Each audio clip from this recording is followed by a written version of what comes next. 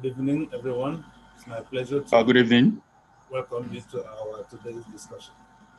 I will simply make this introduction and hand you over to Mazi Tochukwu to coordinate our discussion tonight. And then also we have, Paul, you've logged in. I'm not saying Yeah. Paul has also logged in. So we have two hosts, two moderators to coordinate our program tonight. We have Mazi Tochukwu and Paul Ikechukwu. So right now, I will hand over to them to coordinate the discussion. Very much. So, Mazi. Yeah, thank you very much, Dan, for that introduction. I must first of all say, Dr. Lom of Anu Iago, you're welcome. Thank you. It's your name, Njenje. Yeah, my own good brother. You're also really a man on the move. Thank you very much. My own good brother, Nwankwo Onwezigwe. How are you, Tony? It's been a long time. I did good, but I want to cook all the night. And my co-host, Paul Njoku, you're welcome. Thank you very much. And also in our midst, among other dignitaries here, we have Iyom, Josephine, and Nini also in our midst. Iyom, just to say thank you very much for joining us in this conversation this evening. Thank you very much. Yeah, good evening, Iyom. I've seen alone before. Love my father, doctor. Hello to you, ma'am. Thank you, ma'am. Okay, so we quickly start. This evening, as many of you are aware, the conversation as it is titled this evening is 1966 killing of Sardauna of Sokoto in the person of Sir Ahmadu Bello and the perspective that Doyin Okupe provided within last weekend in his outburst on Igbo Presidency. Therefore, to do justice to this, we have this evening Nwankwo Tony Nwezigwe, PhD, Director Nigerian Civil War and Genocide Research Network, a research fellow in exile, he puts it, Institute of African Studies, University of Nigeria, Nsukka, former Director, Center for Igbo Studies, University of Nigeria, Nsukka. Once more, my brother, Nwankwo Tony Nwezigwe, PhD, you're welcome. Thank you very much. Thank you. And also with me, I have here Dr. Law Mefo, Chancellor Igbo Bibo, who is a Igbo Bibo is a social cultural group.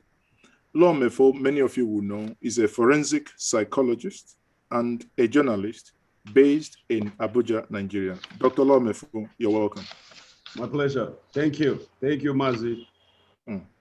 Okay, to do without further ado, I would hand over to Paul Njoku to take the first shot.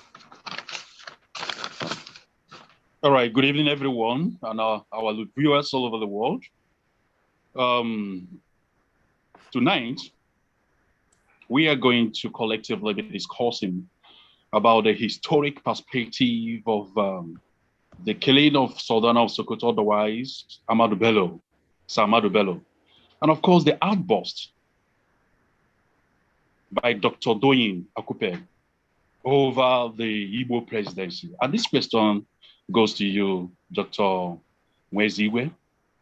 Please, can you just, in 2 minutes, give us a synopsis, a brief synopsis of 1966 killing of Sardauna of Sokoto. They call it Igbo coup that precipitated the killing of some emirs. Can you just give us what happened in 1966? The killing. Is it an Igbo coup or otherwise? Please, Dr. Tony. Thank you very much. But giving me 2 minutes to finish edition. Just a brief. Yeah, brief. Well, it's let me start by saying that without going to that point, let me first address the issue of Doyin Okupe, because I feel that Doyin Okupe is no more Yoruba than sorry, sir. We will come to that angle. Yes. Doyin Okupe, but Yes. for our viewers who do not know what happened in 1966, okay. I want you to briefly address the killing of Sadala in 1966, the coup. Is it Nigeria and Igbo coup or otherwise? Then we'll come to Doyin Okupe. Yes. Well, we come later to the processes that brought about the coup. But the coup so far, the January 15, 1966 coup was so far the most popular coup ever to be undertaken in Nigeria. And it was not really an Igbo coup. And let me tell you that, let me even take the North in particular. Nzogu carried out his coup successfully in the North. He killed Sadona. And when he was going, out of the 29 non-commissioned officers that went to operation with him, only 4 were Igbo. The rest were Northerners. So it wasn't really the Nzogu that killed Sadona. It was the Hausa. It was the Northerners themselves. Secondly, it was a national coup, well acclaimed, well greeted, well celebrated by everybody. The only problem that came up was the mismanagement of the coup in the southern part of Nigeria by Ifajuna and coup.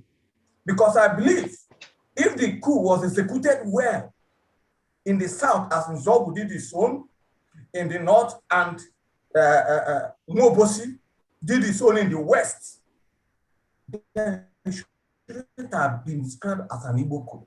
Let's take, for instance, it was the only coup in the north that before a coup plotter surrendered, he had to sign agreement. There was an agreement between Agironsi and Nzogu for him to surrender. It has never happened in any country, even here in Nigeria, that a coup plotter will be asked to sign an agreement. It was also celebrated in the north because the coup liberated the northerners, especially the middle belters. Even some Fulani people, you can't believe that in Kano State celebrated the coup. Kano State celebrated the coup because it celebrated, even Sanusi, the president, the deposed emir of Kano, he will tell you that his family celebrated it because his grandfather, who was the emir, was disgraced by Sadona and the Kano People's Party.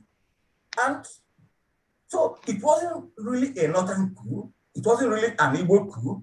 And I'm surprised that people will be hammering on Sadona, killing on Sadona. Was Sadona the only person killed during that coup? There were other northerners. Ahmadu Bello was killed, prime minister from the north, maybe because he wasn't a Fulani. So nobody talked about his death. Aboke Largema from Dabua, Southern Borno, a Christian, was killed. My Malari from present Yobe State, Zachary My Malari brigadier, was killed for Yobe State. Nobody talked about his death. Yeah. Joseph Pam from Jos was killed. Nobody talked about his death. Mohammed, was killed from Ashua Arab, but nobody talked about that. A lot of them. The Yoruba don't even talk about the death of Akintola, the death of Shodeinde, the death of Ademolegim, or do the Urobo talk of the death of Okotebo. Why should that of Sadona be kicking, be a problem? Was it the only person? After all, Sadona was the main problem we have in this Nigeria. That as far as Nigeria is concerned, and to most Northerners, Nzogu remains a hero. A hero, and that was why, when he was caught dead, the same Northerners that are crying for that he killed celebrated his, gave him a hero's burial. He wasn't buried as a villain. So the coup was never an Igbo coup, except that there was a mistake in the South, where Ifajuna's mismanagement tried to give it Igbo coloration, especially for failing to execute, to kill those Igbo people who are supposed to be killed. I didn't know why the lives of some people like Azikiwe, Okpara, Abiros, I don't know why, what their lives have contributed to Igbo land. Their life sparing them had caused the Igbo people more pain than they had expected. So these were the only problem. If these people were killed as planned, then I think Nigeria shouldn't have been what it is today. But as far as I'm concerned, it wasn't an Igbo coup, but it was a mismanagement by some Igbo elements in the South for failing to do their job properly, as Mobosi did in the West and Nsogu did in the North. So it wasn't an Igbo coup. All right. Who was the head of state during this coup, and what caused the coup and the massacre? Okay, historically. Yes, historically, what caused the coup started from the beginning, from the very point Nigeria was created by Britain. Let's even come to the nearest point. What started the coup was the West. Oftentimes, that's why I'm surprised people will be talking about Igbo. The Igbo have carried the brunt of most of the problems in Nigeria, yet they were not the cause. You think of the Just Riot of 1945, where the colonial masters suppressed its report. It was a quarrel between the Birom natives and the Hausa Fulani there, and the crisis, extended to the Igbo.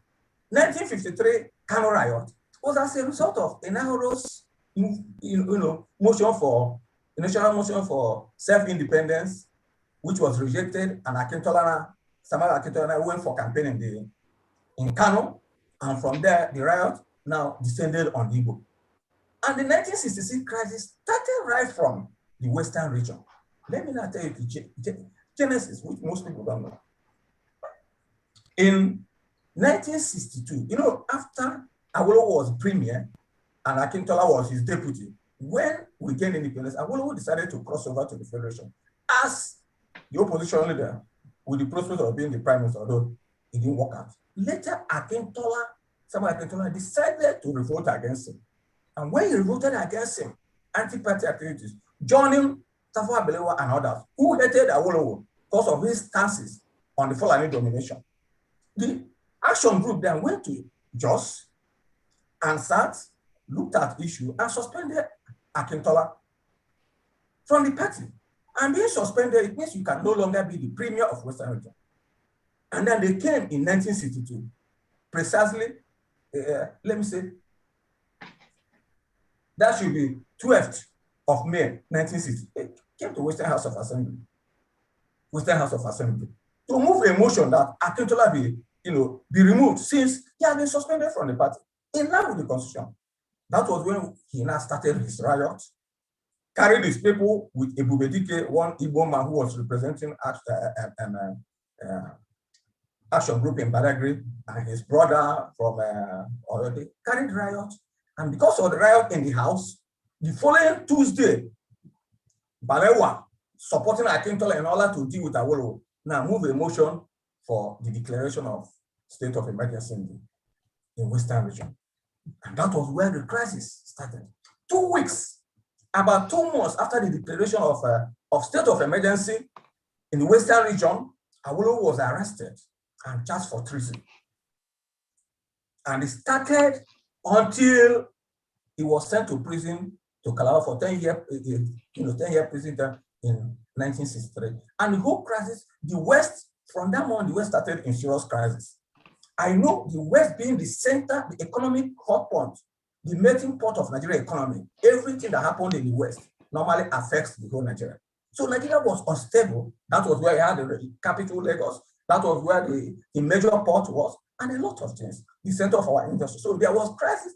It continued until 1964 national population census, which was again then followed by election, and then from the election, Western regional election, there was serious crisis, Operation Waiting. People were killing everybody, and even in that 1964, some lieutenant colonels in the army, led by Ojukwu and Ejo and Gowon, wanted to overthrow the government, but they were told to calm down. But the majors could not accept that because Nigeria was boiling, and the leadership were doing the TV rioters, the thief people, thief land was in chaos. They were being killed. The Sanodas men were killing the Middle Belt and said, even the Niger Delta, the Okreka people were rioting.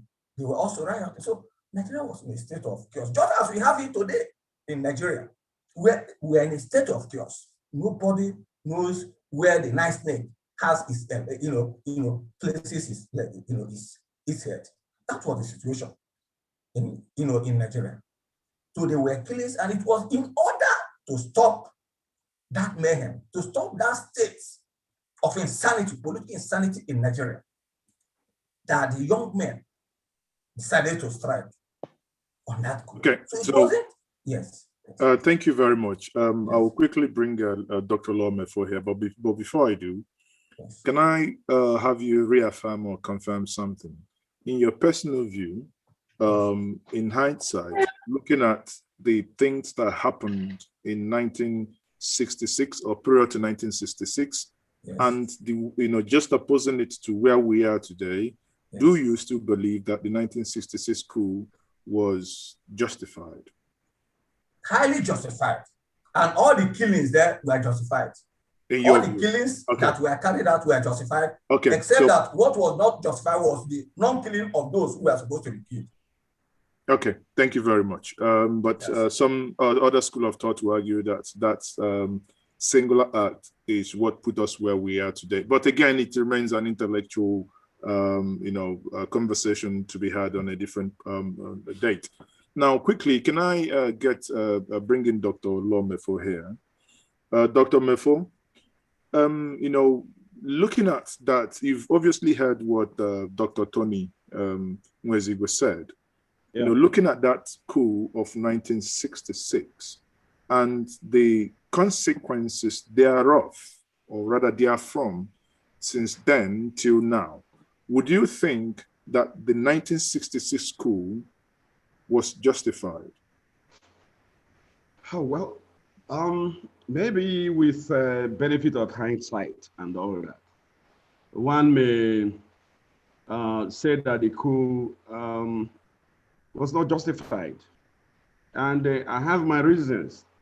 I believe that the issues that precipitated the coup, they weren't quite intractable. I don't think the situation was totally out of hand. The political leaders then, just like now, didn't want to come together and agree with and amongst themselves on what to do to halt the drift of the country. Let me bring in a dimension here. You see, if you look at what led to the crisis of 1964, Operation Wettier and all that, it's because of rigging, and the central government was determined to rig election and assume majority rule, and they wouldn't have any need to go into a coalition with any of the parties, be it the NCNC or Action Group, as a matter of fact. They deliberately also promoted SL Akintola, Samuel Ladoke Akintola in the West, to form an opposition party. And the elections in the West were clearly rigged in favor of SL Akintola and his party.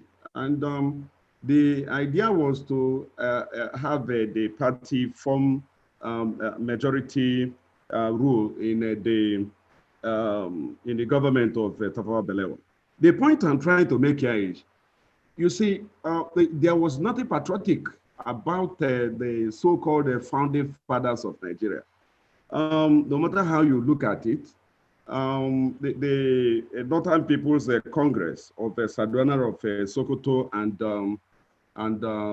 Tafawa Balewa were never really out there to form a national party. If you check the history of the NPC, Northern People's Congress, it came from an organization that they called Jamar Mutaning Ariwa.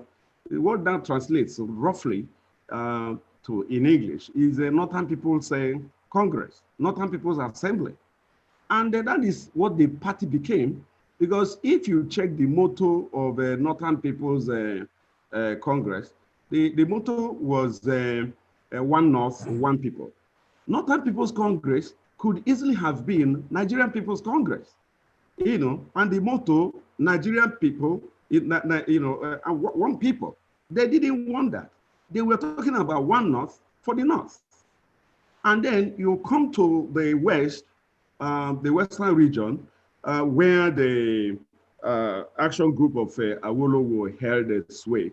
You check the history of the action group, it's still the same, irredentist, sectional, ethnic-based political assemblage. Because it came from another cultural organization called Ebomo Otuduwa. You know, so, and it never really set out to become a national party.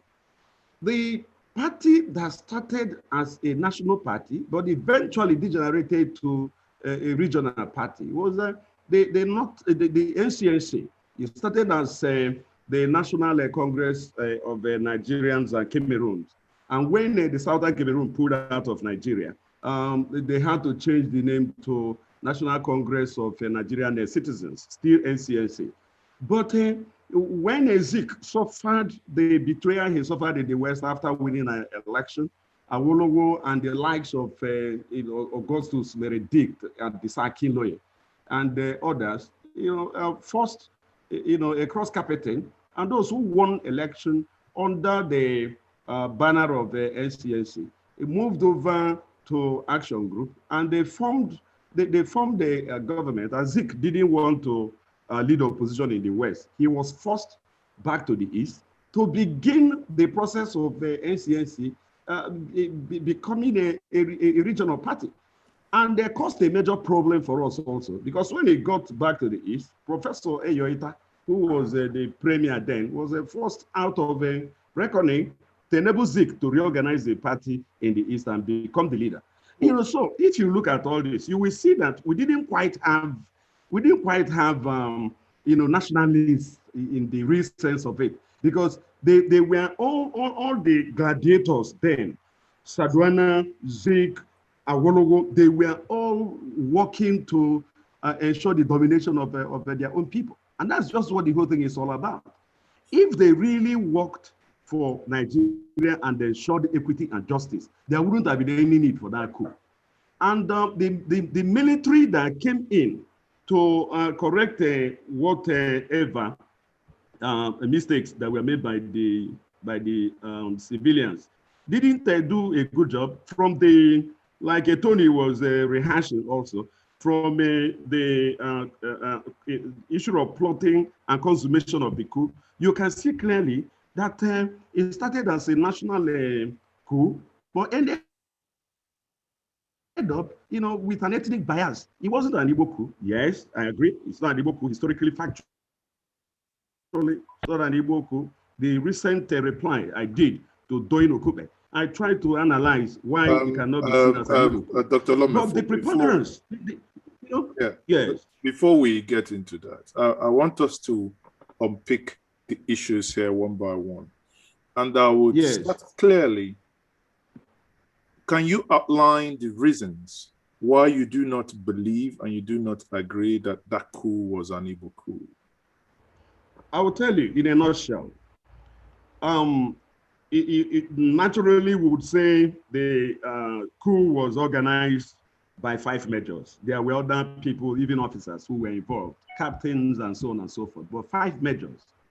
Out of these 5 majors, you have Nzogu as the leader, presumably so, even though some historical accounts is putting the leadership, on somebody like Ifajuna. But we believe that Nzogu led the coup.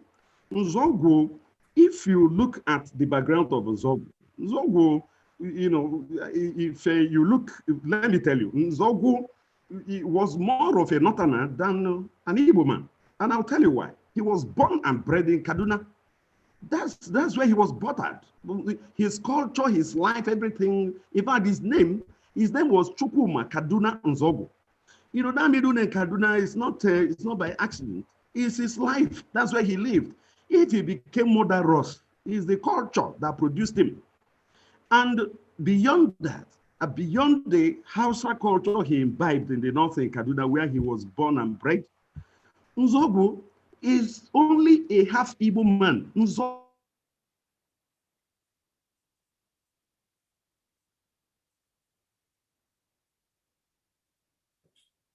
I think quickly, I think the internet is playing up, or, you know, with Lawmefo there.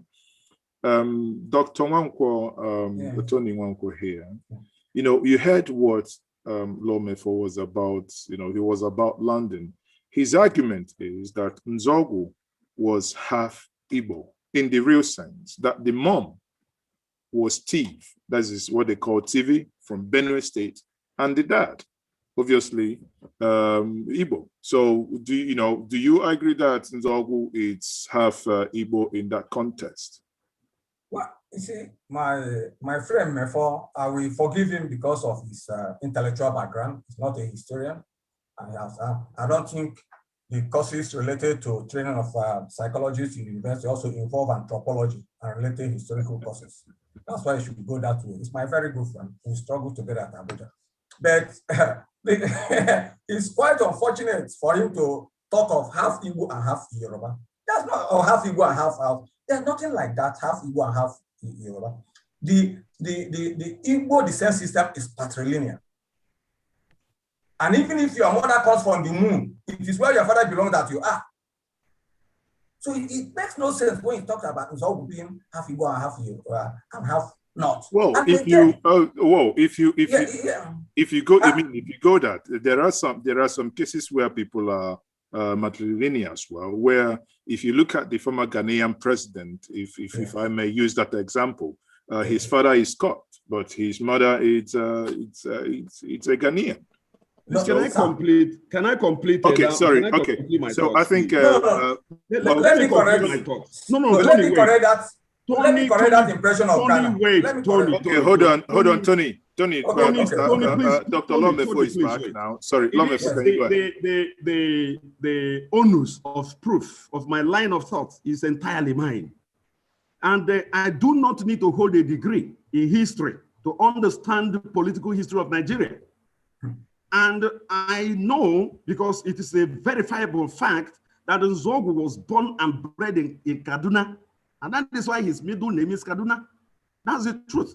I also know it's a historical fact that Nzogu's mother happened to be a thief. And one of the reasons he got into the coup was because of the problem his kinsmen from the maternal side were going through. You even mentioned it. And more importantly, one other major reason I want to insist that coup was not an Igbo coup. Major Adewale Adeyomoga is a Yoruba man. He died in 2007. The only surviving of those majors to the point he died. Nobody talks about him. If you say it was an Igbo coup, you know, how about him? That's the truth. You cannot remove him from the equation. And that is why we are saying the 5 majors, not the 4 majors, the 5 majors, one of them was a Yoruba. Okay. And finally also, you see, they never actually meant to carry out a coup that would favor anybody. It was an intervention in what they considered to be a national drift. They wanted to arrest a drift, to re-anchor the country and put it on an even keel. That, to me, to that extent, was patriotic. But if you check the later coups, like the coup organized by General Ibrahim Badamasi Babangida, it was bloodless. And I believe that that coup could have succeeded without shedding blood. That's my position. And even the intervention in itself also, for me, was not, if you compare it to what is happening at the moment, it's not really warranted. And the man that took over, that benefited from the entire coup, should be the person to blame for the entire thing, and that is a Major General Johnson Thomas Omunakwe. He did not do what he should do in a military In military history, military process, if you carry out mutiny as much as mutiny, my brother, the price for that is death. So I personally do not only hold this fact sacred because it is self-evident, I also blame Ironsi for failing to try Nzogu and Co. and shooting them. And if I have my way today, Nzogu and the other four majors should be posthumously tried. Dr. Lome, to be on record that they carried out treason, and the price for treason is death. They ought to have died.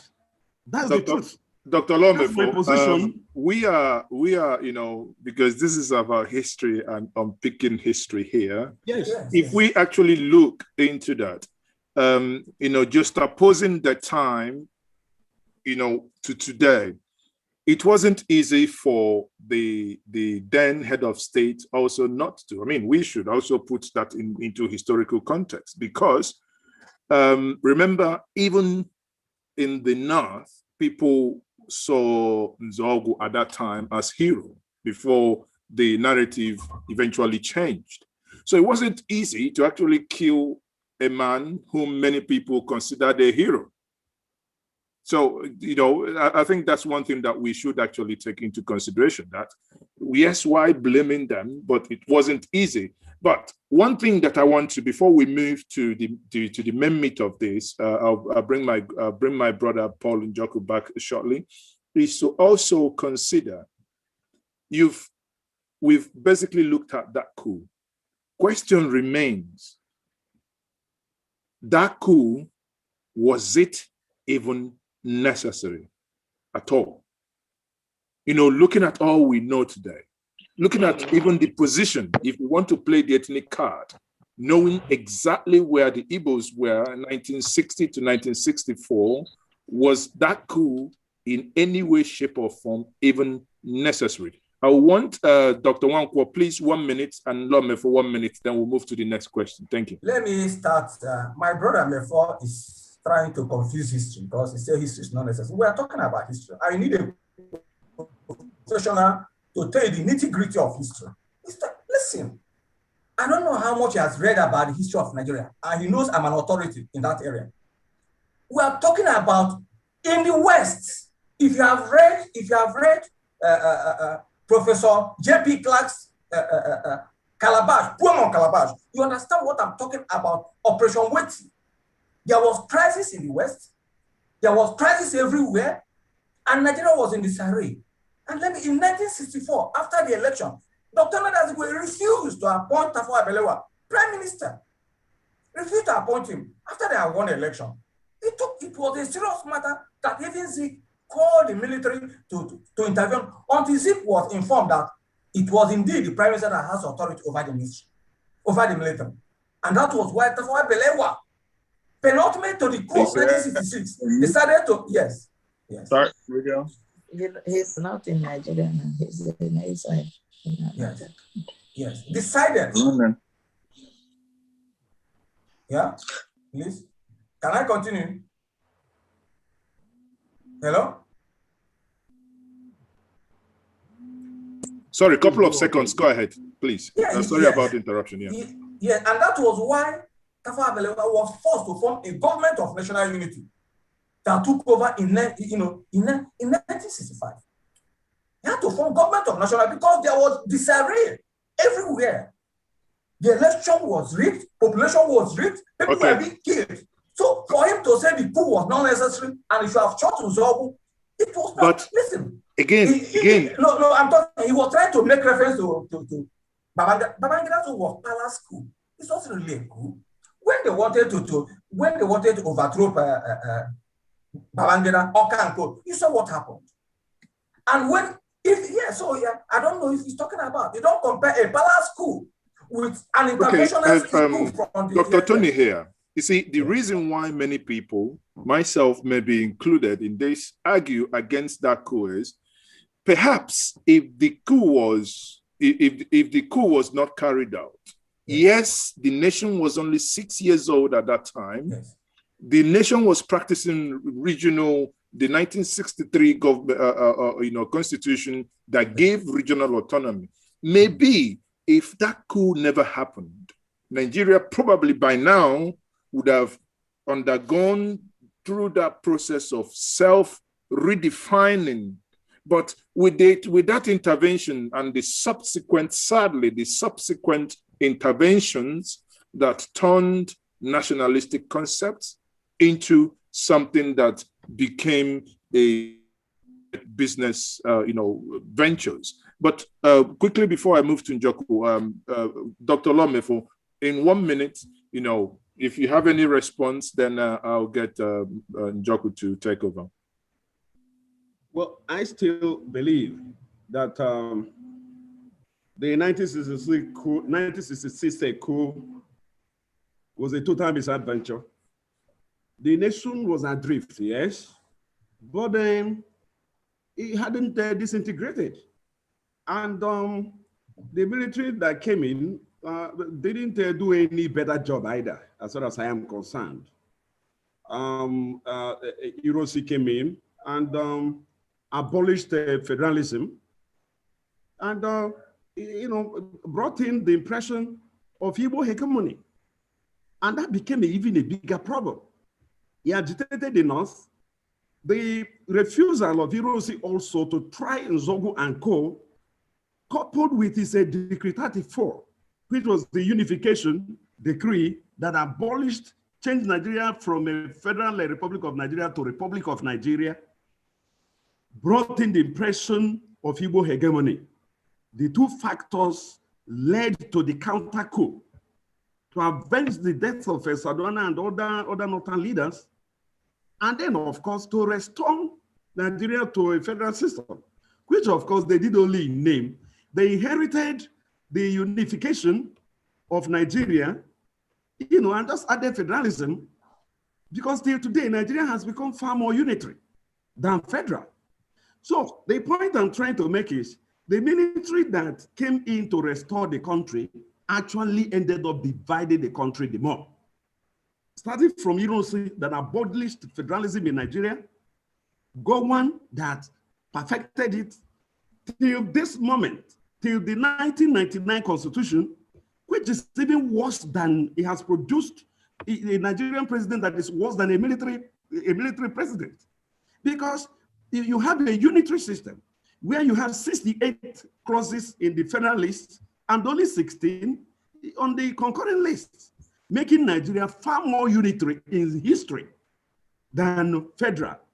And this is a clear legacy bequeathed the Nigerian nation state by military intervention and the various and variegated military interventions. So as far as I am concerned, not only the first coup of Nzogu, other successive coups in Nigeria are all, unnecessary. They are perpetrated by soldiers of fortune. These are people that pursued interests that are less than noble, that are not really nationalistic, not patriotic, and will not support first coup and the subsequent coups for the reasons I have given you. Let me tell you, as an Igbo man, the first military coup actually led to the liquidation of the Igbo position in Nigeria. We had high commands in everything, from the military to commerce to public service, and all this were lost overnight because one Nzogu woke up from the wrong side of the bed and became a revolutionary. Please, I will have to. Please go and read. Go and read the coup. Go and read the coup speech of Nzogu, and see. Okay. Yes. It was a rambling speech. No. Speech that addressed what? Please. He's streaming out. What did the coup address? Tony, I'm asking you, what did Nzogu's coup speech address? He set the Igbos back, and we are suffering for his stupidity. That's my position. Thank you very much. He's talking out of point. He's talking out of point where I am. He's talking out of point. He doesn't know what he's saying. Suffering from Nzogu's stupidity. That was necessary. Thank you very much, Dr. Necessary. Thank you very much, It is those people. Please, yes, those people. Yes. Is it? Tony, I'll mute you, please. It is a little bit not right when someone is making intervention for you to unmute and interject, please. Yeah, because you are giving him. Please, you are giving. Please, but you know, let's respect that, please. If someone is you are giving him unnecessary attention. Why? Please, let me hear what I'm saying. If someone is making an intervention, please listen to the individual. When it's your turn, then you can, you know, destroy all his positions on that issue, please. But interjecting doesn't show, in my view, enough, you know, respect for the person that has the floor. Thank you, and please let's not be offended here. Obviously, I understand this. It is a very delicate part of our history, and there are various schools of thoughts. And part of our conversation this evening is also to unpick these various schools of thoughts. You know, many people argue that there's been a deliberate misinformation, and the other argue that obviously information channel isn't, you know, correct. However, that we see what is being discussed, let us, you know, look at it from a broadly angle where we would, you know, interrogate the point and the facts that many of us have here. Dr. Tony, I do appreciate, I mean, you are an authority here, and we will hear your voice more. And kindly, let me bring, before we get to the meat of what Doyin Okupe said, and the likely consequences of his comment, or maybe where those comments, what might have informed them. Before we get to that point, I would allow and yield again once more to Paul Njoku. Paul.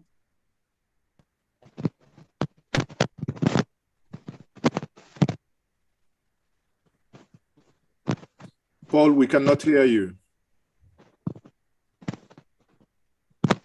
I think your headset is messing up. We cannot hear you, Paul. Can you now? Yes, we can. All right. I want to use this opportunity to appeal to our special guests, our guest speakers, that this is a rather examination of intellectual conscience, you know, to unveil the hidden, you know, speculations of what happened in 1966. I want to ask this question before we go into the main crux of this Zoom meeting to Dr. Doyin. I want to ask Doc, what makes you think that Igbos are not responsible or to be held responsible for that coup? That's to Dr. Tony, right? Dr. Tony, you can unmute yourself. Yeah, Dr. Tony.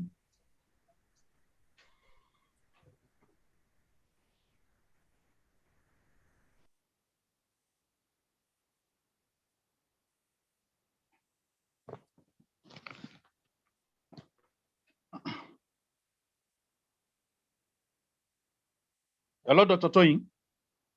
Is Dr. Tony there?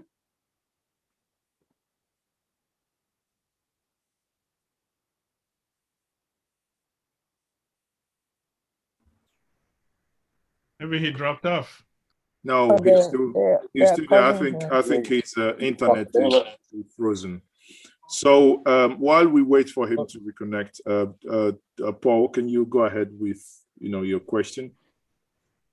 All right, Dr. Law, this question is for you. Hello, can you hear me, Dr. Law? Yes, I can hear you. All right. If you can hear me. Yeah. What are the consequences of that 1966 coup to what we are seeing at the present situation in Nigeria now?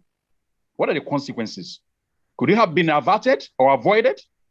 If not, what caused the killings, the pogroms then? Has it been effected now, going by what we are seeing in Nigeria at the moment? You know, I need to be brutally frank. I don't know how to decorate words to make them sweet. I don't have that time, to be honest with you. Nigeria, amalgamation of Nigeria from foundation was faulty.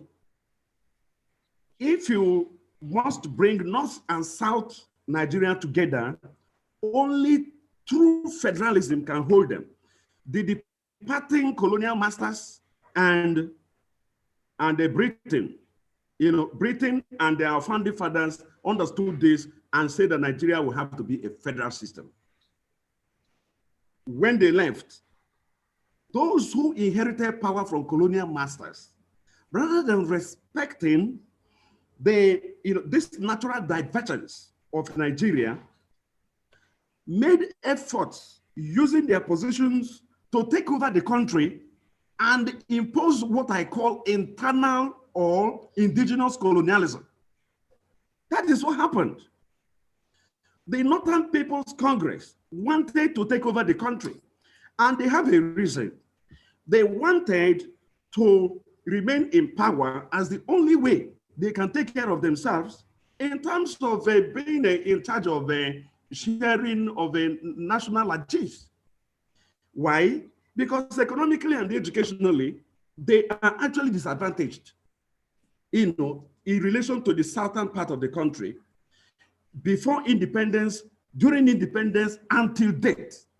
They believe that the only way they can ensure a kind of equalization or equality in the Nigerian Federation is to hold on to the power at the center. So they are doing everything to ensure that. In 1953, Sardauna of Sokoto wanted to pull the North out of Nigeria. It was Dr. Nnamdi Azikiwe that went to the North and pleaded with them to return. They gave conditions on how and why they may return and remain in Nigeria. Those conditions were met. In the Lancaster Constitutional Conference of 1957, there was also further concession.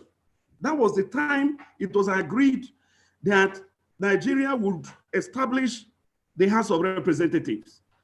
The Northern People's Congress demanded 50% of the seats. They were not given 50%. They were granted 53% of the seats. How was that done? Through the delineation of the federal constituencies. That put more constituencies in the North, making it almost permanent that they would produce the prime minister from there on.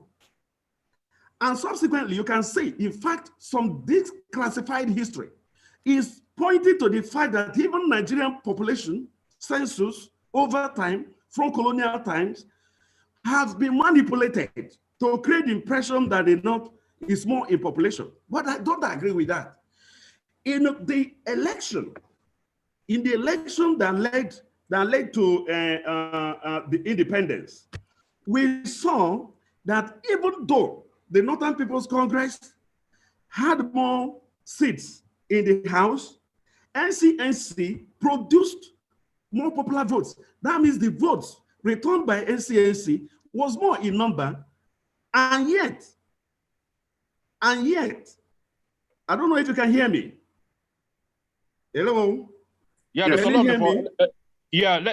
Excuse me. We'll come back to that. We realize that Dr. Tony is back. Are you there? Yeah, sorry. I have some problem. Okay, no problem. But can you hear me clearly? Yes, I can hear you now. I think some people intervened on my line and cut me off momentarily. Okay, no problem. Before we get back to the platform, I would like to ask you this question. And this question is, we want to know, why was the 1966 coup shouldn't be regarded in a vivid term as Igbo coup? Okay. First, we modify a coup from its objective, is execution to the outcome before we find the cumulative essence and meaning of that particular tool. The objective of the coup was nationalistic. The execution was badly done, successful in the north and not successful in the south. And it was a southern execution that brought in the ethnic coloration. Because a situation where Nnamdi Azikiwe was not killed, Osadebe was not killed, Okpara was not killed, and then Akintola was killed, Sardauna was killed, Tafawa Balewa was killed. My brother, if you were in their shoes, you regard it as an Igbo coup. But in reality, it was only in the finishing point that people could say it was an Igbo coup. But in reality, in its objective and in its part execution, especially in the north, it was not an Igbo coup. So it became an Igbo. The issue of an Igbo coup became an intervening factor due to the bad execution by Ifajuna and those assigned to carry out the operation in the south. So not really an Igbo coup. And let me, yes.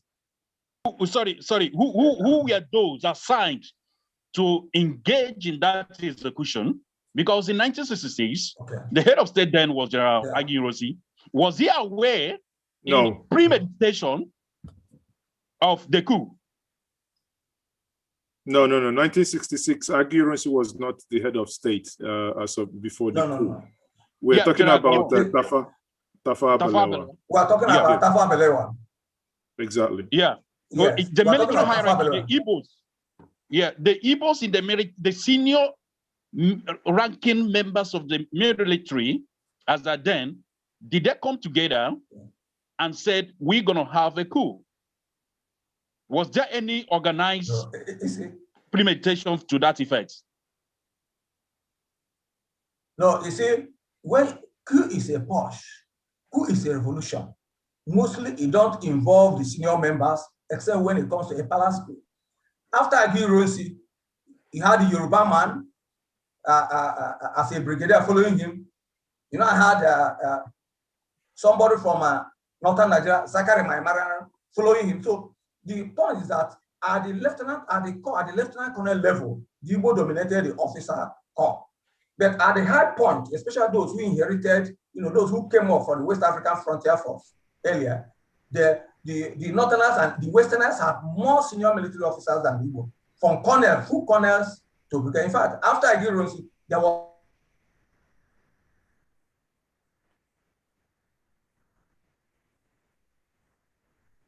no planning a coup is a closet matter.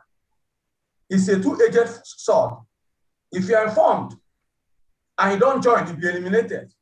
And you fail to report, and the coup fails, you are also going to be eliminated. And justification for coup, it's not, there's no question of moral judgment in operation of coups. It is a question of the winner is the judge. For example, if Babangida has lost a coup, he shall become a villain. If Buhari has lost his coup, he shall become a villain. If Oka had won his coup, he shall become a hero. If Dinka had won his coup, he shall become a hero. So the moral judgment in coup plot is only defined by the victor, by those who operated successful coup. Those who were unfortunate to have failed become the villains. That's the issue of history. And that was the situation with the case of Nzogo. And as I stated earlier, Lord Mayfor also said it, but he refused to talk about the execution of the coup in the South, only to find post invective on Nzogo. And my other brother, the other brother talked about patrilineal, matrilineal descent. I am conversant with the areas of Ghana, ethnic groups in Ghana. The Ewe, from where Rollins' mother came from, do not even practice matrilineal. They practice patrilineal like Igbo. The only people who practice patrilineal in Igbo land are the Ohofia urban group. And it's even my patrilineal, because you still go by your father's name. So the issue of Nzogu's mother coming from even the moon does not betray the fact that Nzogu was an Igbo man and not a half Igbo man. It's just like some people trying to pour invective for Ike Nwachukwu because his mother was a Fulani. It's no longer a Fulani. Well, it is wrong. Lord Mayfor cannot tell me if father comes from, if his mother comes from Newi and father comes from Nobi, that is now half Nobi. Okay. It's impossible. All right. Sir, with all due respect, let's go to the next segment of the program. I would like to invite my co-host to take a look about Dr. Doyin Okupe's outburst, talking about the end of Igbo presidency, and that the nations would not forgive the Igbos because of that coup, that led to the death of Ahmadu Bello. Please, okay. Thank you very much, Paul. There, I think let's come down to the meat of the conversation this evening. We have read over the weekend where Doyin Okupe, who was former, essay to the former president, Goodluck Jonathan, also to General Olusegun Obasanjo.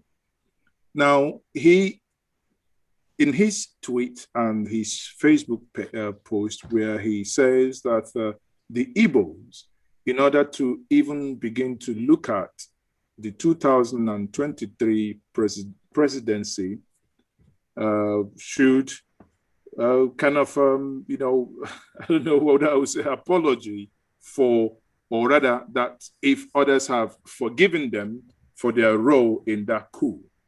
Now, looking at it politically, I want us to put our political cap here. And that's where I would love my brother, Dr. Lomefo, to first have a shot at this. 2 minutes, please.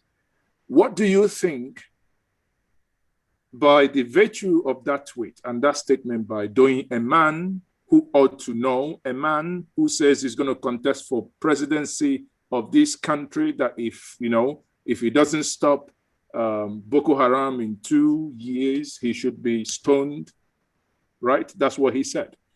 Therefore, do you think there are political undertone to this message, or that there are people behind this tweet, that he's only flying a kite? What's your view, Lomefo? I have actually written a reply, and in what I wrote, I made it very clear that, look, Doyin Okupe is only a spokesman. He is actually trying to revive that acrimony, remind the North that it's the same people that killed your leaders that want to now rule the country. That is what he wanted to achieve. I understand that he apologized. There is no apology needed in this. It's just like you are in a meeting and you called somebody an idiot. The presiding officer says withdraw, and you say, I have withdrawn it, but who I called an idiot has had. What manner of apology is that? The point I'm trying to make is that Doyin Okupe may have presented his invective against the Igbos and against their aspiration to produce the president of Nigeria in 2023 benignly. No matter how benign that presentation of his could be seen, it is a very loaded, very emotive political statement that he made. And of course, he has always been a politician. Don't forget that he served the 2 presidents, as he admitted even in that his letter. He served Obasanjo. He served Goodluck Jonathan. And I remember that he was about the first person to be appointed by Obasanjo, and was also about the first person to be fired by the same Obasanjo for reasons that are clearly less than noble. In fact, bordering on fraud, name dropping, and things like that. Accusation against him, leveled against him for the reason for which he was removed, and simply based on corruption. But that is not the issue here. The point I want to make is that he is representing an interest. And we know that when we started the campaign for Nigerian president of Igbo extraction, many people didn't think we were serious. And now the campaign is gaining traction and is beginning to hurt certain interest groups. From the Southwest, where he comes from, you can see that if not anything, we know that Tinubu wants to run. And we also have had not only Doyin Okupe, we have had from some others who are trying to justify the aspiration of Tinubu. I haven't heard from Tinubu that he wants to rule Nigeria, but his body language and those who are putting him forth, you know, it's very clear and loud that they want him there. And you see, now, you know, the last line for me is this. I want us to see this as what it is. It's a political statement made and meant to revive the northern feelings against the Igbos. And that is why I keep saying that the first thing that must be historically corrected is that feeling, that appellation, that sword of debacle that is hanging on the neck of the Igbo man as the people that kill Sadwana and the Southern leaders. No, it is not true. And that is why I keep saying that, look, Nzogu, who led the coup, should not even be, I'm not saying Nzogu was not an Igbo man. He was an Igbo man, but we didn't train him, we didn't breed him, did not bred him. And his mother is a thief, and we should understand that is very important. Okay. And Temoyoga is a Yoruba man. So why should these two men who played very central role in the coup not be put into full consideration before the Igbos are meant to bear the car? Yeah, thank you very much. We're not going to the north to apologize to anybody because we didn't plan any coup. There is no place in history where it can be said that the Igbo leaders agreed that there will be a coup. They didn't inspire any coup. They did not plan any coup. They didn't take part in any coup. It was purely a military affair led by people who were not totally under Igbo culture or political dispensation. We were commanding everything in Nigeria then. It would amount to rascality, if not idiocy, for an Igbo man to pull us out of in fact, like the Igbos were holding at least 50% of all the commanding heights in Nigeria. Yeah, so thank you. We have to inspire a coup. To gain what? Thank you very much, Lomefa. I think that's a very fine place to leave it. Quickly. We need to correct this. It has to be corrected before any progress can be made. Sure. You know, let me bring in the Dr. Tony Nwankwo here. Dr. Tony, now, you have listened to, or rather you have seen the engagement online, and to the point that Okube, incidentally, on the 19th, he railed out on his Twitter page how he wants to become the Nigerian president and said the following. You know, if I quickly can share my screen so that it's not only my conversation, that it becomes something that all of us could also see with me quickly. So here am I. If you can see my screen here, you can see on the 19th of March, Okupe said, Presidency 2023, I will be one-term president by the grace of God. My mission is to restructure, reset a new agenda for the nation, then reunite the economy. Now, attention here, this is on the 19th. On the 20th, however, the tweet that you can see that is unavailable is when this whole thing started. Now, Doctor, having seen what preceded what he was, or rather what he later said the next day, do you see any political angle to his tweet? Dr. Tony Nwankwo. Well, I don't, you see, oftentimes I'm an Igbo irredentist, but oftentimes as a professional historian, I try to be as objective as possible. Because everything a historian says has to be backed with exactitude of facts and evidence. So I will not go back to my friend's verbosity over and so on and so on and so forth. But I want to make it clear that if I were in Nzogu's situation, and if I find myself in the same situation today, I will still do the same thing Nzogu did. And I will not regret it. Because he did what he was supposed to do. Even when you were in control. Second, even when you are in control, you have to be in control to do such things.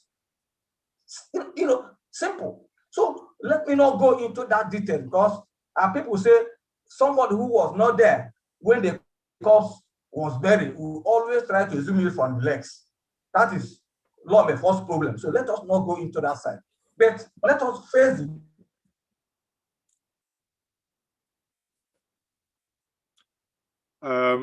Have we business politics? Yes. Yes. So it's not the way people read Doyin Okupe's work. His statement that I will see it politically or whatever. So may I know as a historian, may I know how you have viewed Okupe's tweet? Maybe that will give me a slight better insight. Yeah, first of all, I will see he's a medical doctor. But he's never practiced in so many years. Well, he's a medical doctor. That's all I know. So you can understand what I mean when I say that he suffers from acute political psychopathy.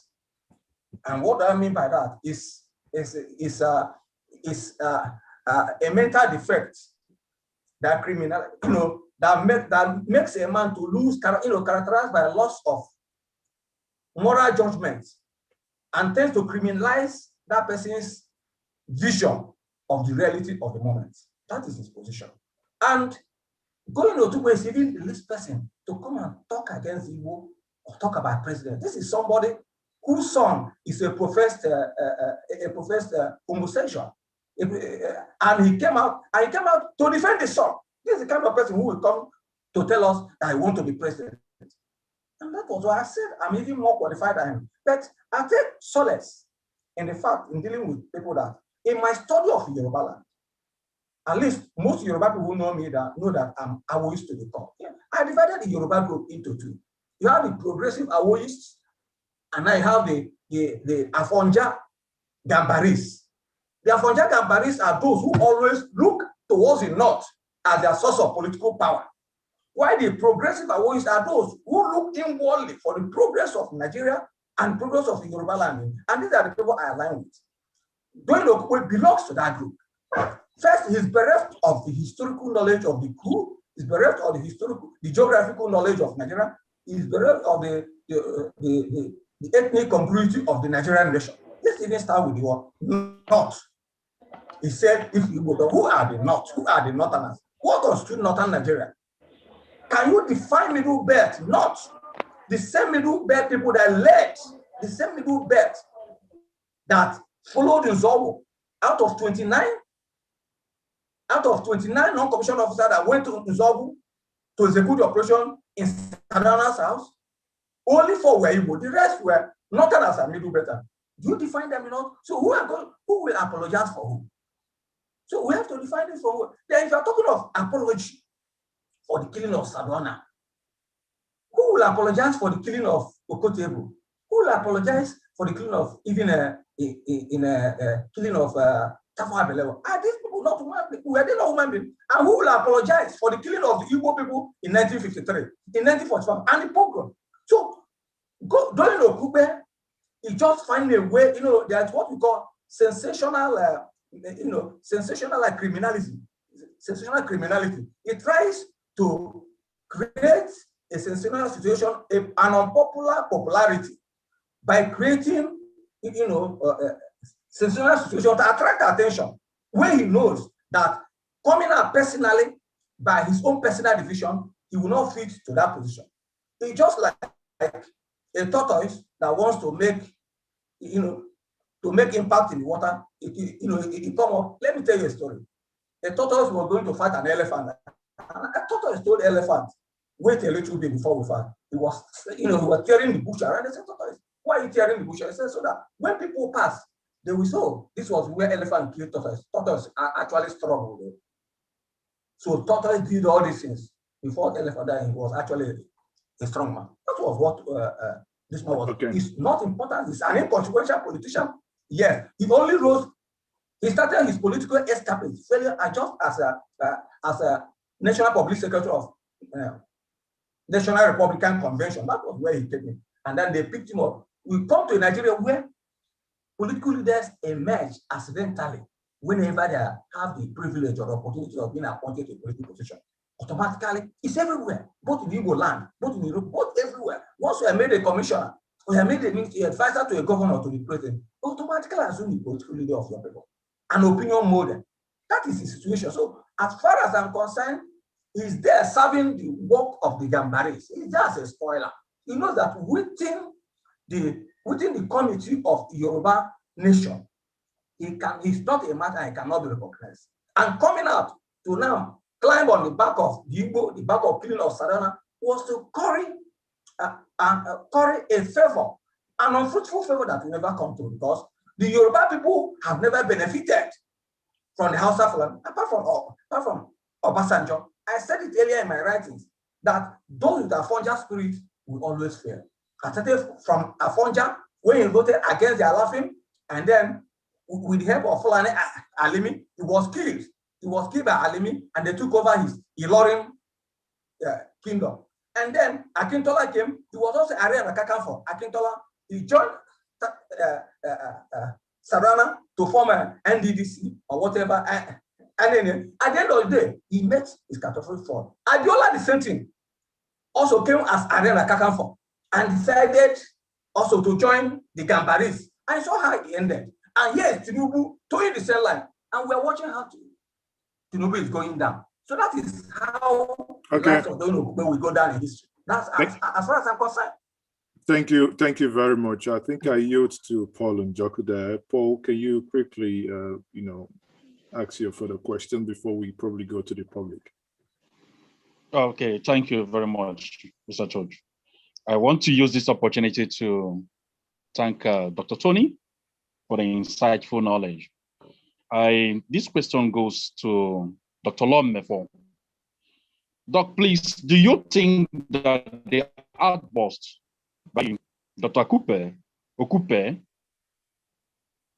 can influence some of other ethnic nationalities against the Igbos? Yes, I believe it was a calculated political move. He hoped it would be a masterstroke to revive that interest, revive the hatred, and call attention of the North, particularly, to what he wanted them to see as the Igbo misadventure that led to the elimination of their political leaders in 1966. But unfortunately, he failed to realize one thing. You see, Victor Hugo said that, look, you can stop everything, but you cannot stop an idea whose time has come. We cannot continue in this recrimination for 60 years, because if you check between 1966 to date, is already 56 years. If my calculation is not too bad, so it's almost 60 years, and we are still talking about what happened then. And do not forget that this misunderstanding, this wrong labeling, and so on and so forth, culminated in the Civil War, as far as I am concerned, because that was precisely what led to the pogroms. Making the 1966 coup an Igbo coup led to the pogroms. The pogroms led to the fear of the old Eastern region, mainly Igbos, their fear of survival in Nigeria. They ultimately had to declare Biafra, and the war that claimed 3 million people. The point I'm trying to make is that we have gone through this path, and it's time we put it behind. And that is why in my writing, I say that the call by Doyin Okupe on the Igbos to go apologize to the North if they wish to become president of Nigeria is unpatriotic, because if indeed he wanted to be useful and helpful, he should be advising the North and not the Igbos. No, he should be advising the North that look, they have cried enough over this. It's time they put it behind so that the country can unite and move forward. But he didn't take that route. He still wanted the Igbos that are victims here to be seen as the aggressors. Igbos are victims. We didn't plan any coup. Check history. Igbos never planned any coup. In fact, till date, Igbos have never planned any coup. Those who have been planning coups know themselves and to what end. And that's a fact. We didn't plan any coup. We have never planned any coup, and Igbos will never plan any coup. We didn't kill any Northerners. We are therefore not going to the North to apologize to anybody. In fact, if an apology is needed here, I believe it is the North that should apologize to the Igbos for the pogroms. Yes, we have always been a friend of the North. Zik would have been prime minister if he insisted. Zik had the opportunity of becoming the prime minister if he had gone into political coalition with Action Group. They would have formed a coalition government with Zik as the prime minister, but he instead chose to go into alliance with Northern People's Congress, thereby becoming a junior partner and the ceremonial president. That is a historical sacrifice the Igbos made for them. In 1953, it was still Zik that brought them back to the Federation when they threatened to leave, and they did left. Do you know why Sardauna never became the prime minister of Nigeria?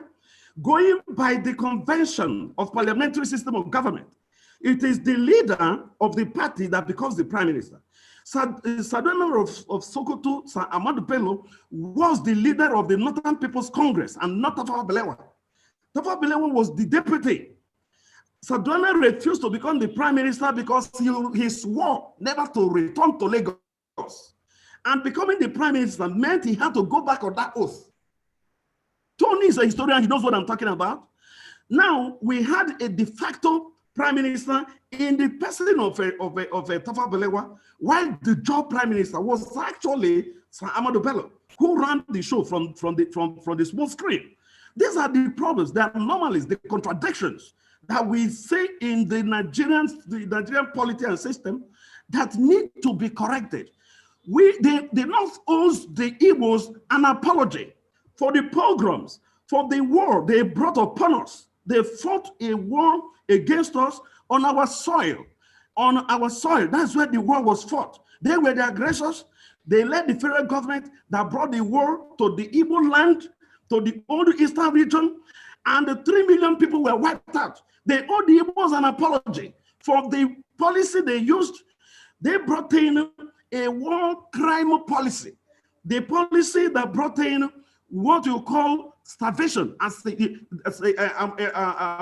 Before he died, he said that in war all was fair, and they had to use starvation that killed more women and children, killed the aged, killed more people than the bullet and bombs killed. They owe us an apology for that. They owe us an apology for saying that at the end of the war in 1970, January 10, by January 13th, the surrender was tendered officially by General Effiong and others that went with him. They said, no victor, no vanquished. They brought in the 3R, reconciliation, reintegration, and rehabilitation. Is this done? And Igbo, Southeast, particularly, was rebuilt through self-help. They owe us an apology for the pogroms. All right, Dr. Lomefa, excuse me. We will come back to that. We will come back to that. I want to direct this question to Dr. Tony. Dr. Tony, please, in a nutshell, can you tell us if or whether the outburst of Dr. Okupe is necessary at this point in time, this kind of situation that we find ourselves in Nigeria? Or do you think that his revelation is as a result of organized sensation in order to denigrate the Igbos?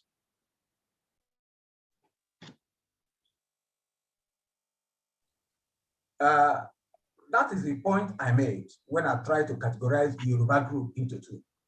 if you see what is happening in Ilorin now, the hijab crisis is part of that conduit of conflict by that guy, Gambari program. If you get what the Olu of Iwo Kingdom is also doing, is part of that string of Afonja,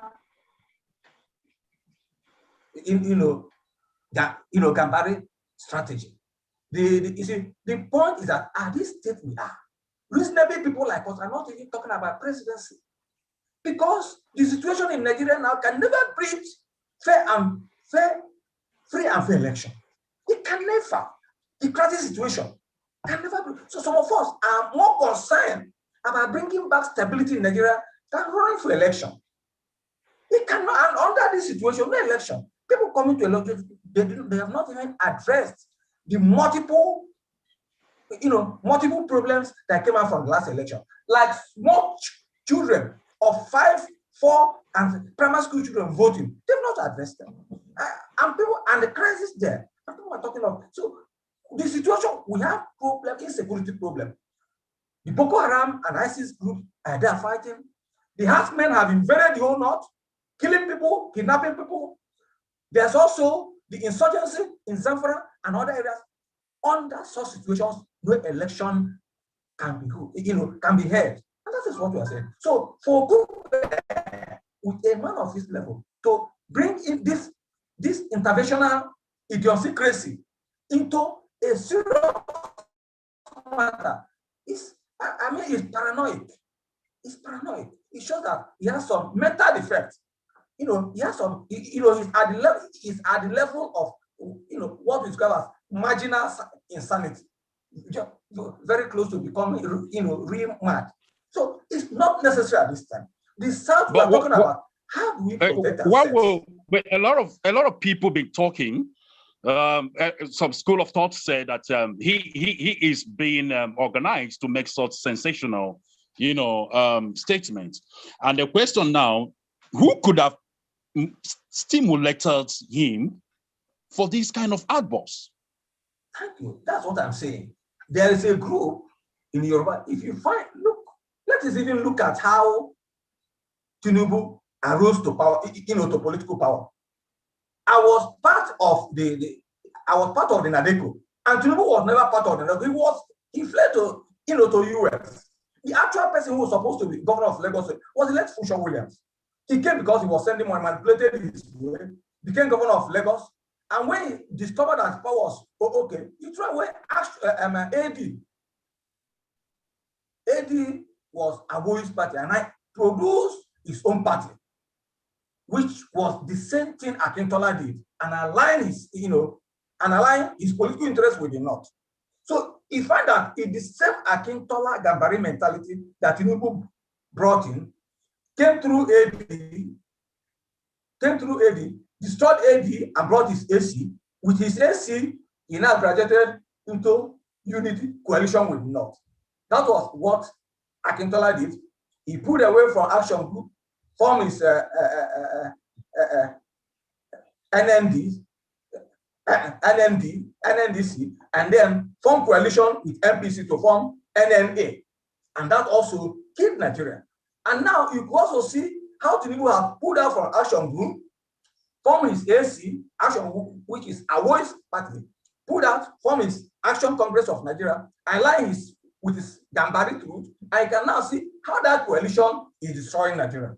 The same thing Akintola did with Sardauna of Sokoto. That is just the situation. And Okube is working, is within the rail, is working in tandem with this people. He's an agent. He's an agent of these people. And as a political jobber, sorry, agents of which people? Agents of which people? Sorry, agents of which people? He's agent of the Gambari Afonja group led by Tinubu in Yoruba land. He's an agent. He's a political jobber. He has no job now. His medical profession is not working effectively. And no political job. So he has to eat. And for you to eat, you have to need a job. And that's why he has no intention of becoming president, because he will never even win in Ogun State. Much more the whole Yoruba land. But he has to do it because he needed money. And Tinubu is the person sponsoring him. And the only people standing against Tinubu are the question of Igbo presidency, which has some moral justification. And Tinubu has no moral justification to say he wants to be president. And now, to now make sure that the people are put back, they brought the issue, they now told him to go ahead and raise the issue of Sardauna. The issue is, Sardauna was a Fulani man. Can the Fulani make somebody a president?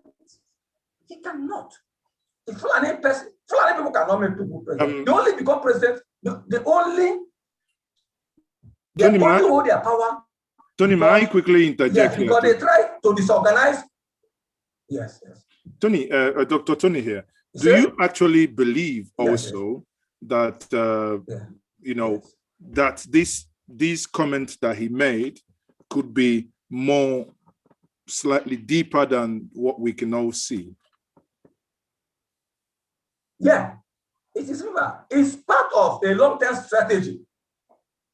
You see, in a place, if an elder is causing trouble, I know it's a danger to you. What you do is that to send one of your kids or one of the bad boys there to go and insult the elder in the meeting. So that was what he did. So used him.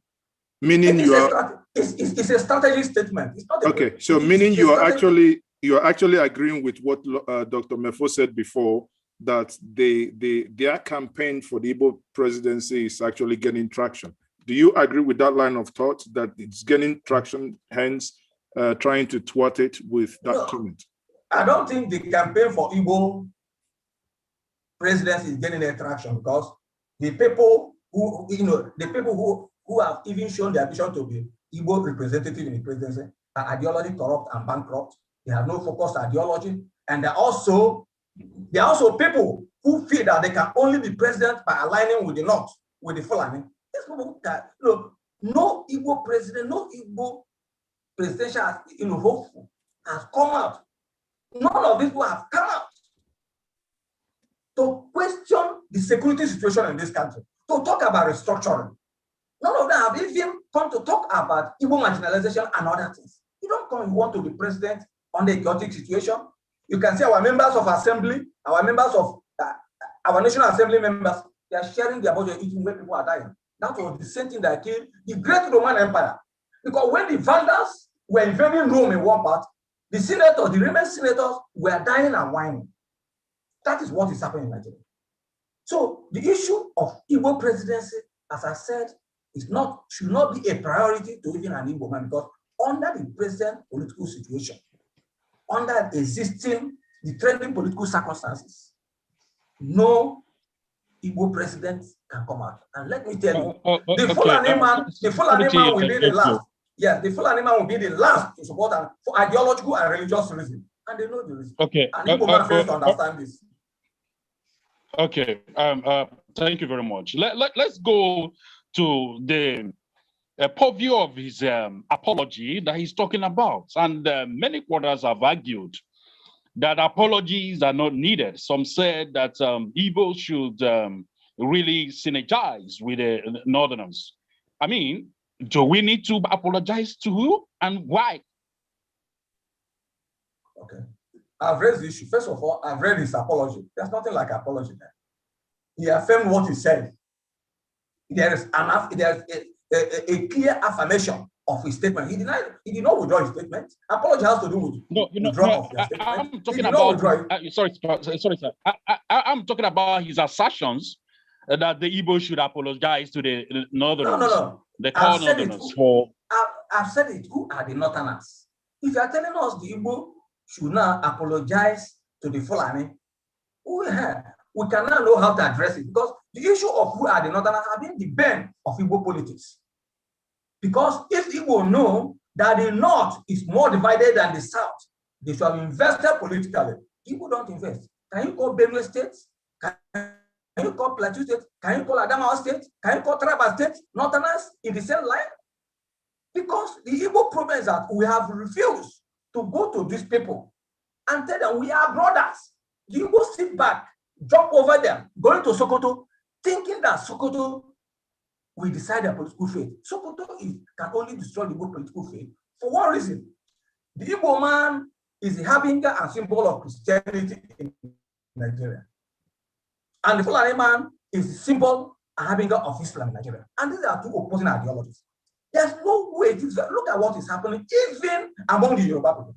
It is impossible for a Fulani man under clear eyes, unless under pressure, under serious pressure, to support an Igbo. And such pressure is yet to exist. It's yet to come up among Igbo.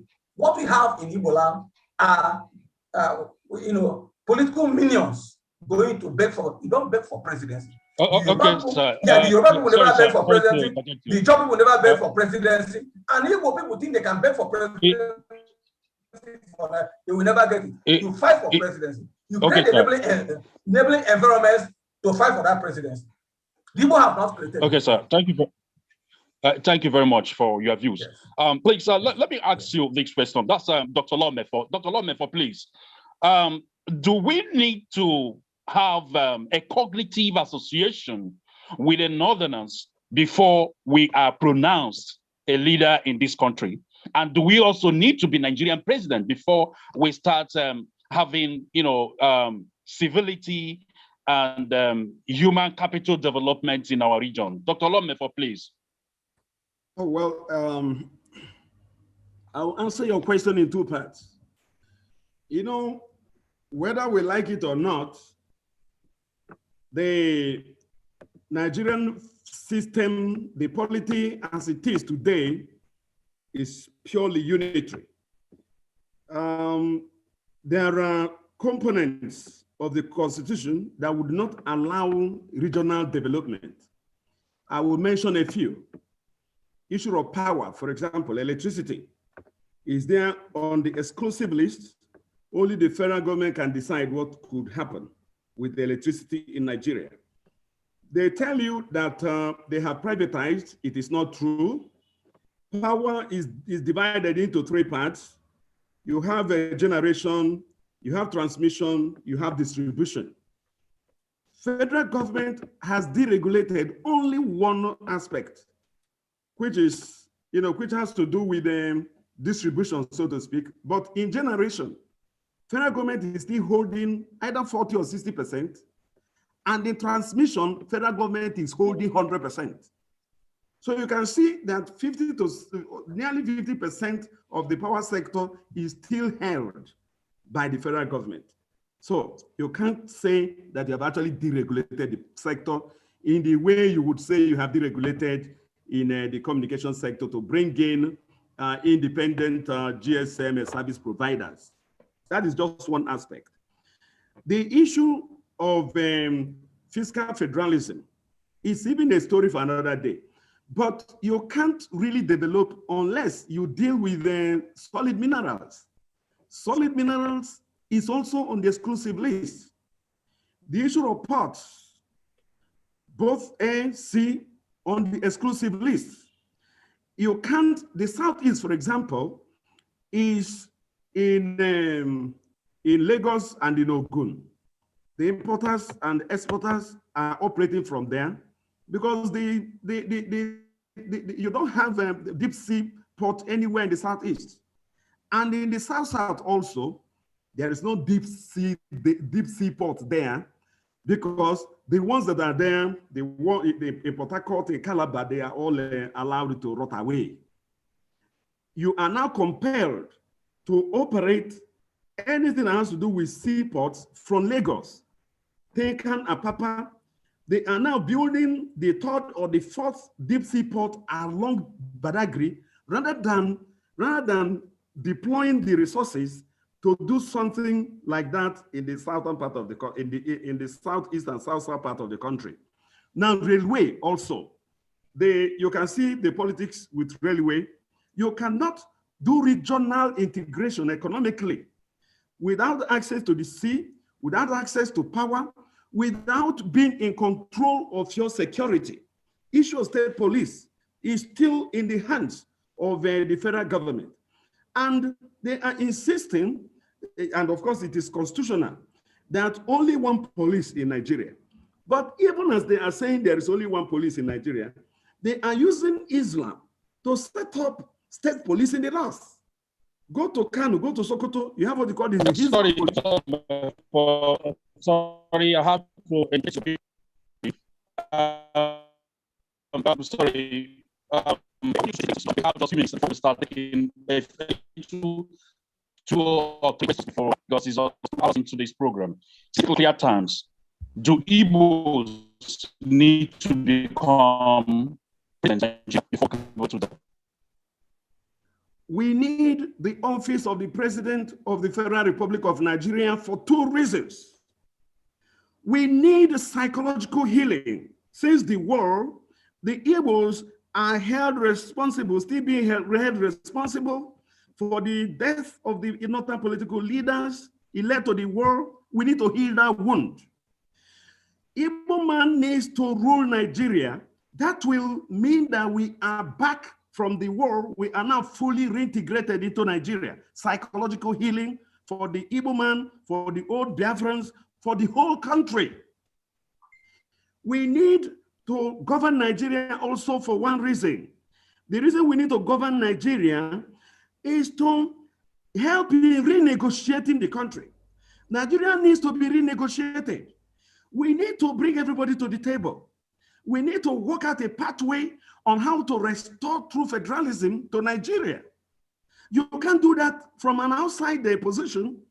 Why, restoration of federalism, which has that culminated in the fight you call restructuring today? Okay, so Dr. Lomefa, we will come to the issue of fiscal restoration and federalism. Let this question go to Dr. Tony. Dr. Tony, please, in 2 minutes and in clear terms, do the Igbos need to become Nigerian presidents before we go to the promised land, before we start having civility and development in our region? Please. No, not at all. Dr. I don't Tony. believe so.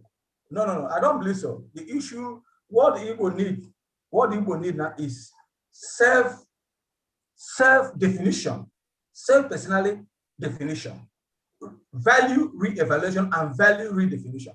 Let me tell you, when Awolowo established the industrial estates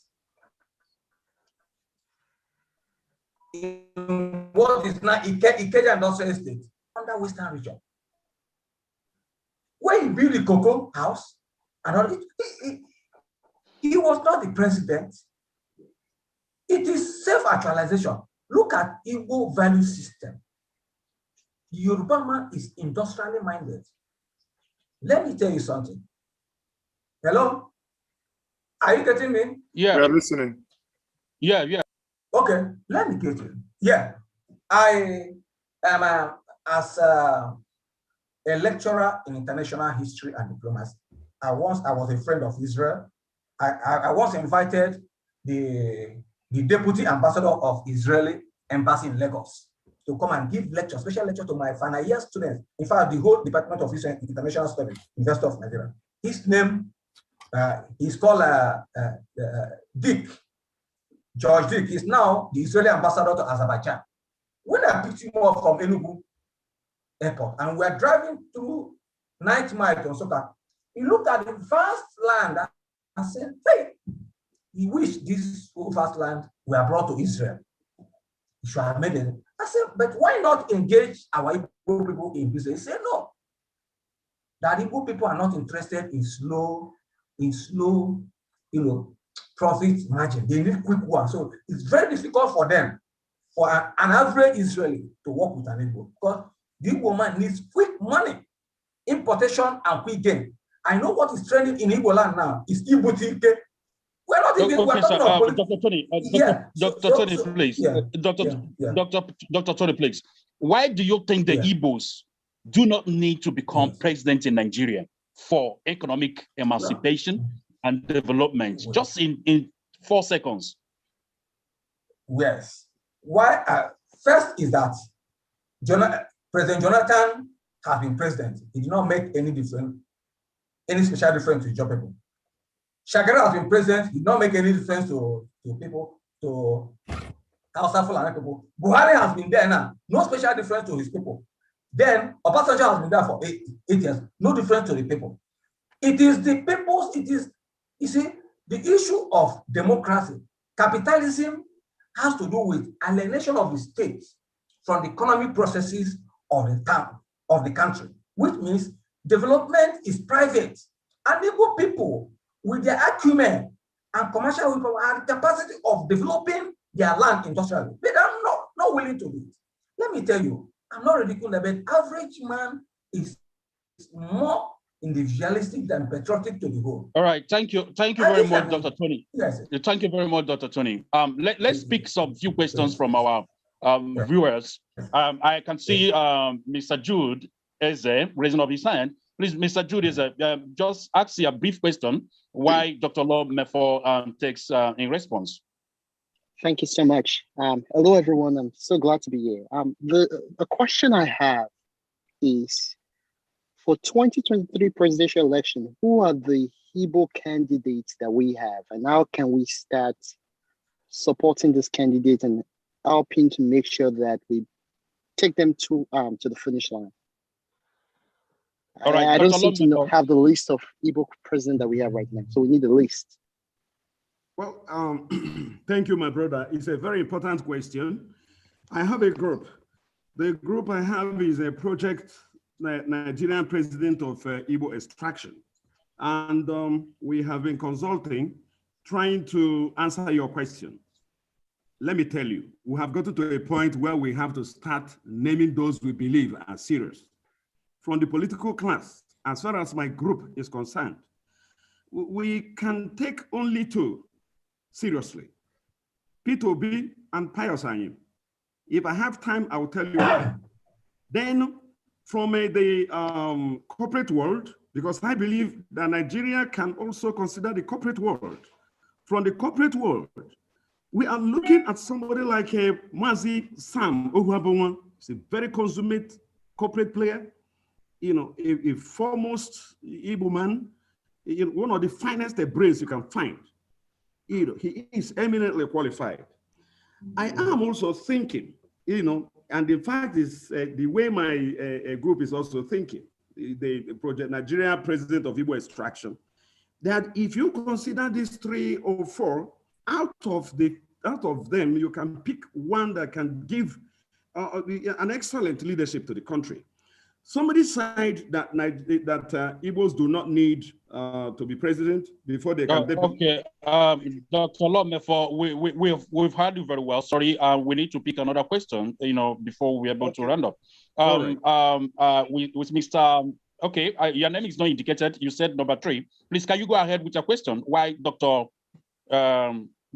Tony, you know, replies your question? Please go ahead. Go. Question, please.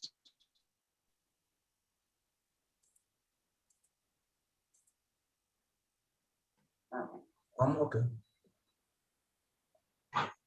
I raised my hand to ask question. I don't know if I'm the one you're asking. Should I go ahead? Okay. Yeah, you are the one. Yeah, you're the one. Yeah, Engineer Buka, go ahead, please. Okay. Just a second. Okay. I'm asking a question that borders on. We are 2 years to election. 2 years to a serious election that protects to the future of people of Nigeria. And many voices are asking, will Igbo people, Igbo presidency solve the problem of Nigeria, or would it be that restructuring? So my question is, the Igbo elites, what are we doing to define our position? Because from all angles, one group is saying Igbo presidency, the other is saying restructuring. And from the look of things, we are not united on our position, not on the basis of unity at large. So what are the Igbo elites doing to bring Igbo vision, project, decision as a single purpose, as a single goal? Is it restructuring we want, or is it Igbo presidency? That is my question. Okay. All right, please reply to this question, please. Okay. Both of them are necessary to the Igbo, but one is more important to the Igbo, because it is like sitting in a chair and the chair has no leg. You have to fix the leg first. Otherwise, you know, if the chair is faulty and you decide to sit on the seat, it will collapse. And so Nigeria is like a seat with a faulty leg. And a president of Igbo extraction is like somebody coming to sit on that faulty chair. We have to put the chair in order before we come in. And I'm sorry for my brother, Dr. Mefo, mentioning those two names. Like, okay, Owabunwa has not actually tendered himself.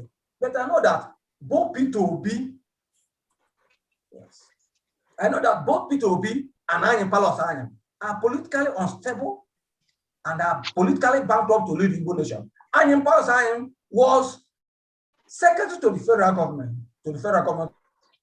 of Nigeria.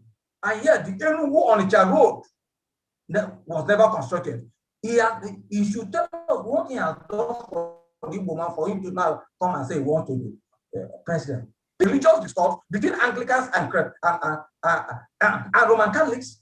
And so these are the people, they lack the quality of universal leadership to represent the Igbo people. When the time comes, I believe that more qualified Igbo people will come out. And it's not those who start dancing that actually end up as the bear dancers. The point is that when the bear comes out, and we don't need politically bankrupt people, we need neutral people who are focused, patriotically, who put the Igbo interest in their life and not take politics as part of business. These are people who take politics as part of business. Use it to build their business empire. That is what Igbo do. I want to ask Okwadiki Igbo, Dr. Chukwuemeka, who happens to be my godfather. I asked him, why is there throughout the year, 8 years, 6 years of Jonathan's regime, when the Igbo elsewhere, but even under Tafawa Balewa, Igbo never controlled the influence they control under President Jonathan. Why is it that the Enugu Onitsha road, up to this moment was not? Okwadike told me all right, confronted Jonathan told me, ask your ministers, I've appointed thank you very much. Thank you very much, Dr. Tony. Thank you very much, Dr. Tony. Let's listen from Mr. Marcel Ngobi here. Please ask your question, and your question will be responded by Dr. Lomefo. 2 seconds, please. Okay, thank you. I just want to understand, in 1999, the two dominant political parties came together and they zoned their presidency to the Southwest. And then Jonathan emerged by a consensus by political parties that says, okay, due to some reasons that should happen. Since 1960, or from when that war happened up to now, is it not time for Igbos to be shown that they are ready to be integrated into Nigeria? Let us forget about competency or who is. Buhari is not the most competent person from the north. Neither is Yar'Adua, neither is Obasanjo. None of them. When you're talking about competency, none of those people are the most competent. If you subject Nigerian presidency to say open, let people come and compete and do in interview, none of those presidents that emerge will ever be the Nigerian president. So my question is it time Nigeria, is it too much for Nigeria to give the Igbos a chance to get them back into the country and give them a feeling of belonging? Is it too hard to reintegrate Igbos into Nigeria?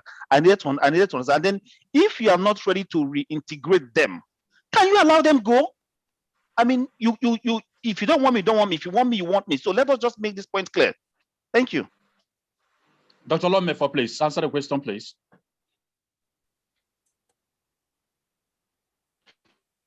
Mute myself. Aha. You can hear me now, right? Yeah. You just spoke like me. The whole campaign is just for what you just summarized. You summarized our campaign. It is time the Igbo man is allowed to govern Nigeria. And if the Igbo man cannot be allowed to govern Nigeria because they have reasons why they believe he will never govern Nigeria, they must allow the Igbo man to go away from Nigeria. That is where I stand. we share this same position. But I think that we need to first make our case. We need to show that we are capable. We need to show that we are ready. We need to show that we bear no ill against anybody, that we remain the main agents of unity of Nigeria. There is no component of this country that has invested what the Igbo man has invested in Nigeria. We are developing the whole of Nigeria. That's a fact. Tony, my brother Tony said that the Igbos want quick money. Please go and take the census of the private conglomerates you see in Lagos and Ogun. Over 40% of them belong to the Igbos. That's a fact.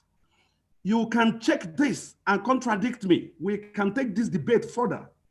You also said Igbos are not industrially minded. It's not true. Okay, Dr. Lomefo, sorry, I have to let you briefly. Dr. Lomefo, please. Can I quickly summarize? Summarize? Now, okay, a second. Yes, see the point I'm making. The Igbos need to govern Nigeria. I gave the reason before, for psychological healing. And beyond that, the average Igbo man has a lot to offer. He does not, look, we are not asking that Samuel Habawan or P2B or Oboniono or Anyim should come to make it a preferential presidency for the Igbo man. No, what we want is a level playing ground. And we also know that, thank you very much, Dr. Lomefo. It's a level playing thank you very much. We will be able to restore the problems the country is facing and get the country back on track again. Okay, thank you very much. Thank you very much. Yes. Thank you very much, sir. Yeah. Mr. Charles, please take your question, and Dr. Tony will get it responded while we wrap up. Please, just 2 seconds.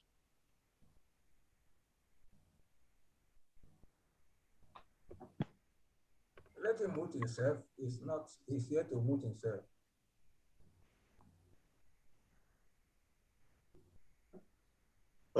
Hello, Mr. Charles, are you there? Please take your question. Well, thank you. Yeah, you had me muted. Well, thank you. Don't we think that the idea of just calling it Igbo Presidency is pigeonholing the Igbos to become sectional or tribalistic, number one. Number two, if we are concerned that the current president is too sectional, are we not falling into the same trap? I think that's what the last brother was saying. I mean, let's make it open. Somebody who's truly a Nigerian, somebody who can make partners, whether with Yoruba, with Igbos, or Hausas, as the case may be. Somebody like a Kingsley Moghalu, for example. Yeah. All right, Dr. Tony, please respond to the question. Yeah. Yes, that is my own view, because even as I stand there, I'm as much qualified to be president of the Federal Republic of Nigeria than every other person. So it's not a question of pigeonholing into a section. But my second position is that we don't need to campaign for Igbo presidency. We need to create an enabling ground. You see, there was an enabling crisis ground that gave birth to Falaye, that gave birth to Falaye and Obasanjo to come out and contest. There was an enabling ground that made Obasanjo to stop Odele, who was already declared as the presidential, him aside and bring Jonathan. There was an enabling ground for Buhari to seek the sympathy of Northerners. And Igbo people have generated that enabling ground, and that is agitation for Biafra. How are they driving this agitation for? It's not a question of telling us if you don't give up presidency, we go. Even those who are telling us if you don't give up presidency, we go, are the same people opposing the drive of Biafra.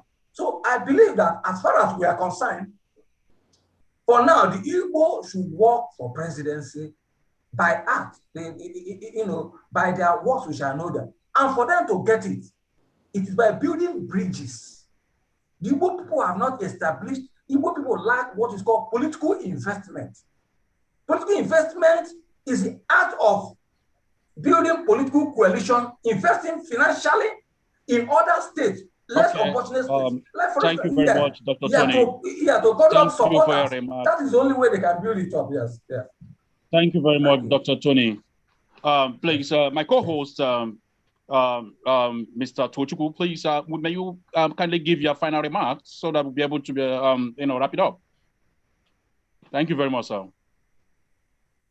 Thank you very much. It's been a pleasure to take the back seat, to listen to the conversation.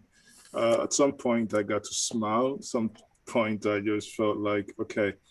I think one thing that needs to happen is because, we have time allotted to this discussion. Now, listening to everybody, I can see there are still gray areas that probably, I'm reading the comment, especially on the social media, Facebook and YouTube.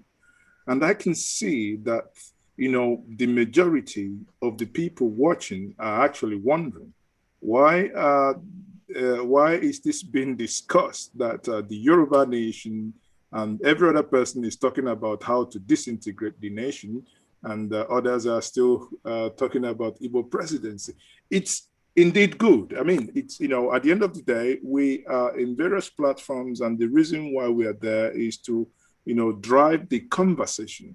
And in driving down this conversation, meaning these ideas must be heard, irrespective of what anybody, how you want, which view you want to take, to the right, to the left, everybody should be heard. On that note, I will say, thank you very much, my good brother, Dr. Lomefo, and Dr. Tony Mwigwe. I think I might have to arrange maybe a longer time, but both of you would come again. I like the contrasting opinion on issues. And, thank you once more. Dr. Olomefo, I don't know if you have your closing remark. Thank you very much for joining us. Yeah, thank you for hosting us. You gave me an opportunity to see my brother Tony live and direct again. Haven't seen him in years. We don't always agree, but it's for good. We sharpen each other. Iron, they say, sharpens iron. Say, I want to leave this as my closing remarks. Igbo, we are not saying Igbo presidency, no. Nigerian president of Igbo extraction. That is a president of Nigeria that will be coming from that side. That's what it is. We don't know how else to put it. If you say Southeast extraction, it has a problem, because you and I know that Igbo spread beyond the Southeast, and you will be having problems if you restrict it. My brother Tony there is from across the Niger. He will be the first to throw a punch if you say it's Southeast. And the issue of restructuring is very fundamental.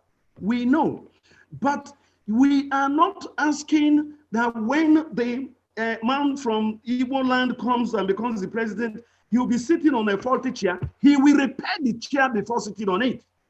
And you cannot repair that chair from outside. You need to be in power to restructure this country.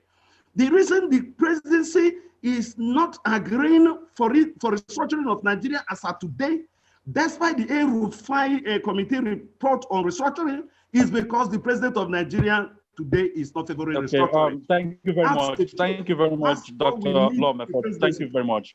Thank you very much for your final remark. Ladies and gentlemen, we call it a quit at this point in time. We thank you very much for making this a wonderful outing. Our special guest, as we all said, Dr. Tony Mwezigwe, who is the director of Nigerian Civil War and Genocide Research Network, and also a research fellow in exile, Institute of African Studies, University of Nigeria, Nsukka. Former director, Center for Igbo Studies, University of Nigeria, Nsukka. We thank you so much, sir. So, Dr. Lomefo, PhD, you're a wonderful, wonderful person. I've known you for a long time. A forensic psychologist, a social commentator, and a journalist who has contributed in so many academic research for social order of human life, both in Nigeria and overseas. I thank you, my co-host, Mr. Tochukwu. It's a wonderful thing having you this conversation. And I look forward to, having this kind of integration with you in time coming. I thank every participant, all our viewers all over the world, so many social media handles. We say thank you for this epoch-making discussion. We see you next other time. Thank you very much. God bless you.